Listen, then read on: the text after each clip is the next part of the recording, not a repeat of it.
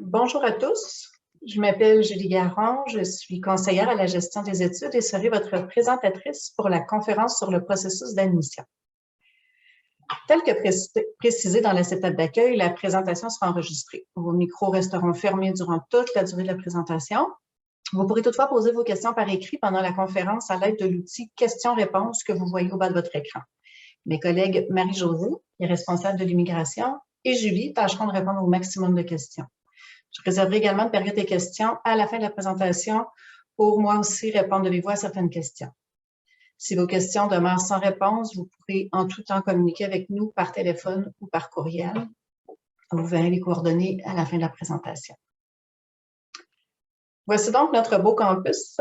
Avec nos plus de 45 000 étudiants et près de 10 000 employés, l'Université Laval accueille la deuxième plus importante communauté étudiante au Québec.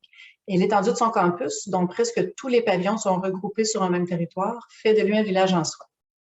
Outre les facultés, on y retrouve notamment les résidences étudiantes, un complexe sportif moderne, accessible à tous et offrant une immense variété pour la pratique du sport, un restaurant, plusieurs cafétérias et, comme on peut le constater sur la photo, de nombreux espaces verts et boisés pour des activités de plein air. Au niveau des études, l'Université Laval vous offre quelques 500 programmes du premier au troisième cycle, dont plusieurs incluent un stage, des programmes de mobilité internationale dans plus de 75 pays, de nombreux programmes de bourse, 5 profils d'études, soit le profil international, le profil distinction, le profil entrepreneurial, le profil de recherche et le profil en développement durable, la plus grande offre de formation à distance au Canada, ainsi qu'une renommée internationale au niveau de la recherche. Au cours de cette présentation, je vous présenterai les étapes pour le dépôt d'une demande d'admission et vous donnerai diverses informations en lien avec l'admission. Alors, débutons. À partir de la page d'accueil du site Internet de l'Université Laval, qui est www.ulaval.ca, vous trouverez sous la photo du haut 4 étapes du processus d'admission. La première étape, intitulée « Trouver votre programme », vous accompagne dans votre recherche de formation. L'outil de recherche vous permet d'effectuer une recherche de formation par mots-clés. Vous avez également accès à la liste de tous les programmes. Des filtres vous permettent aussi de faire une recherche plus avancée selon vos critères, soit par niveau de formation, domaine d'études, session d'admission, car tous nos programmes n'accueillent pas de nouveaux étudiants à toutes les sessions, par faculté et selon les avantages qui conviendront à vos besoins et attentes, comme par exemple les programmes s'offrant entièrement à distance et ceux permettant un profil international ou ceux offrant des stages. Une fois la recherche effectuée, le programme de votre choix ciblé, en cliquant sur le programme, vous arrivez sur la fiche descriptive du programme. Chaque programme contient une fiche élaborée selon le même modèle. Il vous sera donc facilitant de trouver l'information que vous cherchez et comparer les programmes entre eux. Dans le deuxième onglet de la page d'accueil, intitulé « Préparez votre dossier », vous trouverez diverses informations sur les exigences d'admission et les documents requis pour l'analyse de votre demande d'admission. Dans chaque fiche de programme, il y a une section sur les conditions d'admission dans ce programme, selon votre statut. On voit dans cet exemple que pour un candidat ayant fait ses études antérieures hors Canada, un diplôme préuniversitaire totalisant 13 années est requis. Si la scolarité secondaire totalise 12 ans, il est toutefois possible d'être admis sous condition de faire une année préparatoire pour combler l'année manquante.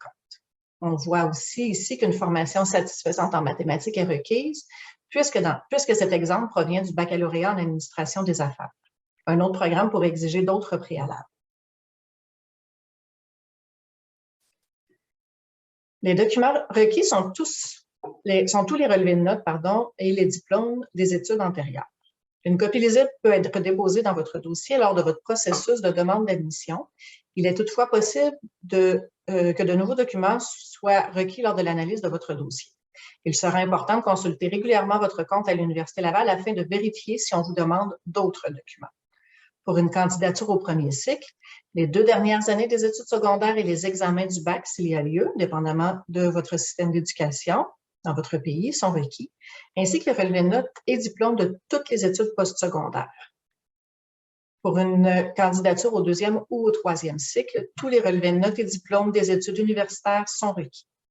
Au-delà de ces exigences, il est possible que certains programmes exigent d'autres documents, comme par exemple un portfolio pour un programme en art. Ces exigences seront présentées dans votre dossier d'admission. Évidemment, pour tous les cycles, les candidats étrangers venant étudier sur place devront également demander les documents légaux d'immigration temporaire, le CAQ, qui est le certificat d'acceptation du Québec, et le permis d'études, qui devront nous être éventuellement soumis. Si vous déposez dans un programme de maîtrise ou de doctorat avec recherche, le choix de votre projet et de votre directeur de recherche est une étape importante. C'est pourquoi il est fortement recommandé de cibler vos intérêts de recherche et de choisir votre directeur de recherche avant le dépôt de votre demande d'admission.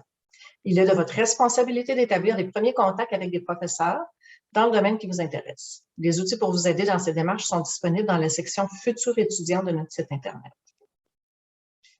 Avant de communiquer avec un professeur, constituez un dossier détaillé et utilisez une approche personnalisée pour chaque professeur que vous approcherez en expliquant votre intérêt à collaborer avec lui, votre parcours et une ébauche de votre futur sujet de recherche. Votre dossier doit comprendre un curriculum vitae au format canadien comprenant vos réalisations et publications scientifiques, mais aussi votre expérience en laboratoire. Prenez le temps de vous renseigner et de bien l'adapter. Une lettre de motivation, votre dossier scolaire, au moins 1 ou 2 rapports d'appréciation, jusqu'à 3 peuvent être requis pour le dossier d'admission. Toute autre information utile pourra être jointe au dossier, par exemple si vous avez obtenu un financement pour vos recherches. Le 3e onglet de la page d'accueil intitulé « Déposer votre demande » contient des informations sur les dates limites de dépôt d'une demande d'admission et l'information sur les frais d'ouverture et d'analyse de dossier. Ceux-ci sont de 92,50 pour un nouveau candidat n'ayant jamais étudié à l'Université Laval et de 21,50 pour un candidat ayant étudié ou qui étudie actuellement à l'Université Laval. C'est également dans cet onglet que vous trouverez le bouton vous menant au formulaire de demande d'admission en ligne.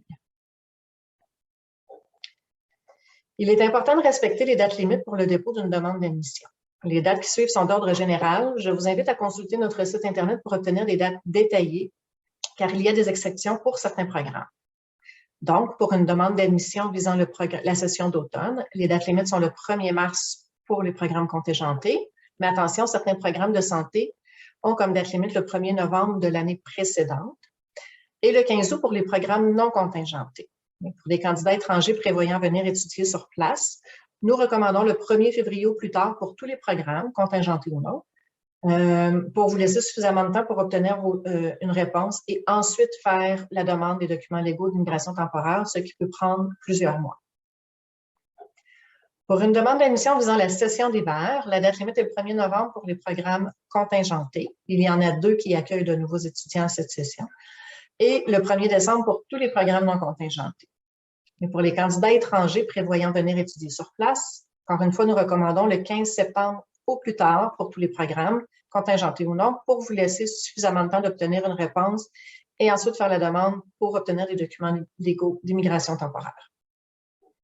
Enfin, pour la session d'été, la date limite est le 1er avril pour tous les programmes.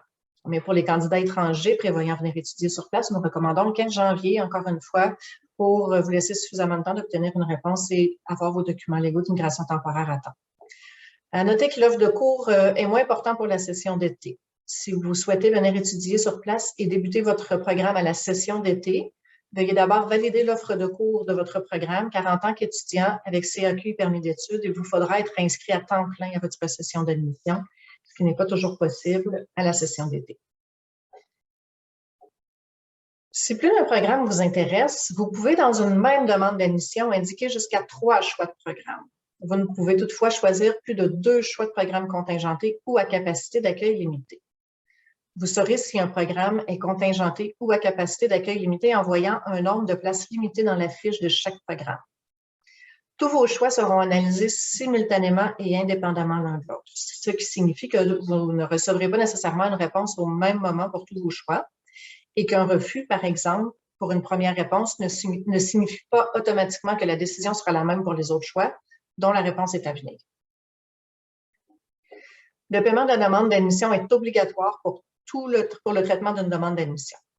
Une fois votre demande transmise et votre paiement effectué, vous recevrez une communication officielle à votre adresse courriel personnelle, la même que celle que vous aurez utilisée pour créer votre compte pour le dépôt d'une demande d'admission en ligne.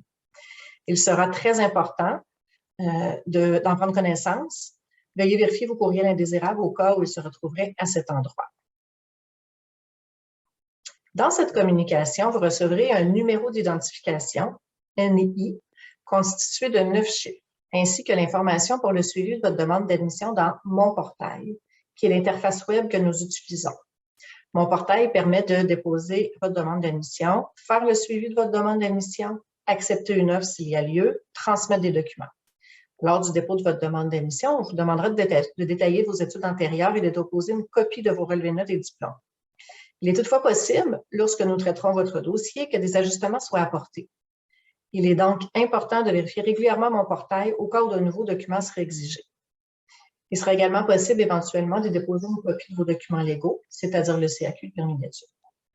Chaque dossier est vérifié individuellement. Si des documents vous sont demandés, c'est que nous avons jugé de leur pertinence. Donc, ne prenez pas pour acquis que cette information ne vous concerne pas. Il est important de fournir un dossier complet pour que votre dossier soit traité.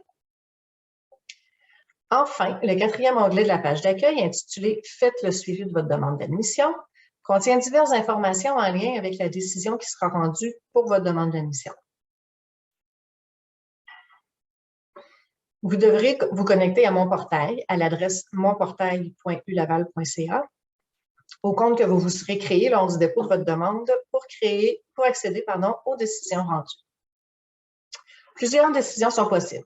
En premier lieu, une offre d'admission définitive. Ceci signifie que votre offre est sans condition. En effet, votre offre d'admission sera définitive si votre candidature est jugée admissible et que vous rencontrez toutes les exigences requises et que vous avez soumis toutes les pièces demandées en appui à votre dossier de candidature. En deuxième lieu, une offre d'admission conditionnelle est également possible. Ces deux raisons peuvent faire en sorte que vous ayez des conditions à satisfaire. Fournir des documents manquants ou satisfaire l'exigence d'admission au programme visé. Par exemple, si vous faites en janvier 2022 une demande d'admission dans un programme de premier cycle pour la session d'automne 2022 et que vous êtes présentement en terminale du bac de l'enseignement secondaire, les examens du bac seront requis, mais nous saurons que vous ne serez pas en mesure de nous les fournir avant le mois de juillet. Même chose pour une 3e année de licence en cours en vue d'une admission dans un programme de 2e cycle. Votre offre d'admission est alors valable, devrait éventuellement satisfaire les exigences manquantes une fois que vous aurez obtenu les documents demandés. Les autres décisions possibles sont une offre d'admission en scolarité préparatoire. Cela signifie que vous aurez des cours de mise à niveau à faire en début de cheminement. La scolarité préparatoire peut être de 1 cours pour satisfaire un préalable jusqu'à 1 année complète, par exemple, pour une admission au premier cycle, avec comme base d'admission un bac de l'enseignement secondaire d'une durée de 12 ans. La liste d'attente est une autre décision possible pour des programmes contingentés. Vous pourriez éventuellement recevoir une offre d'admission si un autre candidat déjà admis se désiste. Et finalement, le refus est également une décision possible, soit parce que vous ne possédez pas la base d'admission requise pour le programme visé ou parce que la qualité de votre dossier est jugée insatisfaisante. En cas de refus, sachez qu'il est possible de déposer un autre choix de programme en nous faisant part de votre choix par courriel.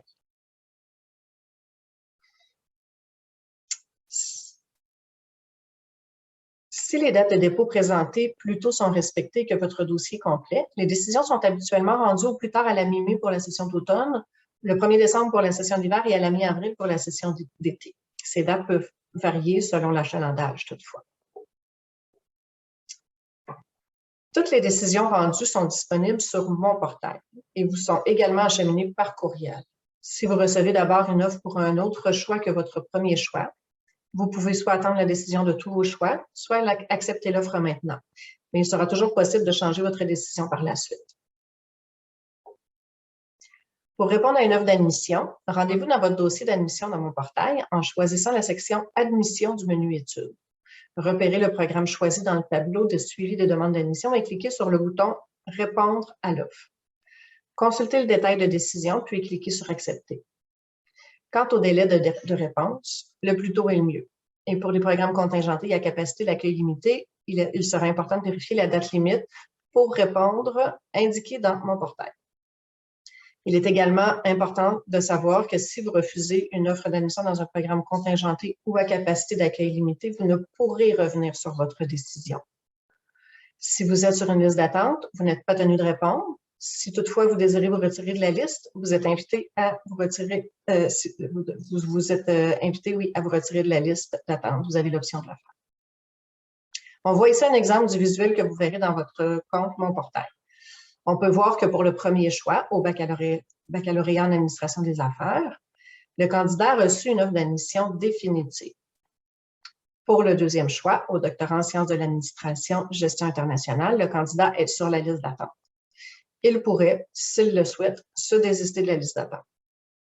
Et pour le troisième choix, la maîtrise en administration des affaires, gestion des entreprises, le candidat a reçu une offre d'admission conditionnelle. Il pourra prendre connaissance de la ou des conditions en cliquant sur les 3 petits points à droite du bouton « Répondre à l'offre ». Vous remarquerez que pour les 2 offres, on y voit la date limite que le candidat a pour l'accepter.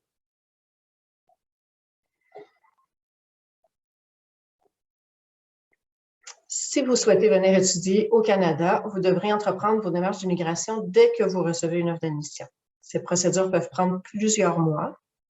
Le courriel d'offre d'admission est ce que vous devrez utiliser pour faire vos démarches. Nous n'acheminons pas l'offre d'admission par courrier postal. De plus, vous recevrez un courriel environ 5 jours après avoir reçu une offre. Surveillez vos courriels dans votre boîte personnelle et dans votre boîte Laval sur Mon Portail. Ce courriel contient des informations utiles et pourrait vous aider dans vos démarches. Je profite de votre présence pour vous présenter brièvement Mon Portail puisqu'il sera un outil précieux tout au long de vos études. Dans l'onglet Études, vous trouverez votre dossier d'admission. C'est là que vous devrez vous rendre pour donner suite à votre offre d'admission s'il y a lieu. Le module d'inscription au cours, une section sur les cours, sur votre cheminement, votre relevé de notes et l'information concernant la collation des grades pour les diplômants.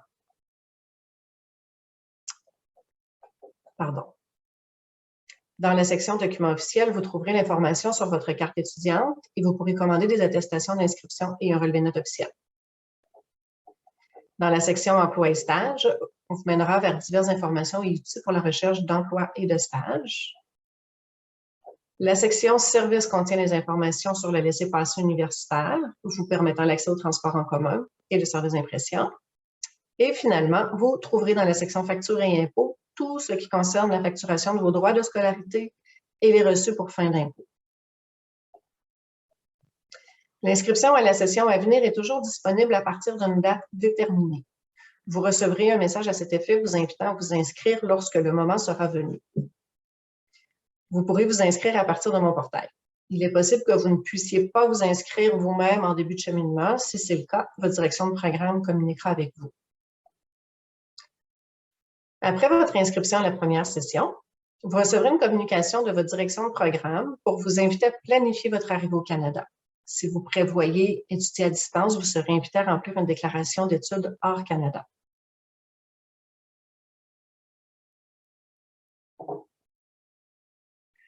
Pour ceux et celles qui viendront étudier au Canada, notez qu'il y a dans Mon Portail une section sur le dépôt des documents légaux. Vous pourrez donc y déposer vos documents dès leur réception. Dans chaque fiche de programme, les coordonnées de la faculté sont disponibles. N'hésitez jamais à communiquer avec elle pour toute question en lien avec votre programme ou avec votre cheminement. Si vous avez des questions sur votre admission ou lors du dépôt de votre demande d'admission, vous pouvez toujours communiquer avec le bureau du registraire à tout moment. Il nous fera toujours plaisir de vous guider dans vos démarches.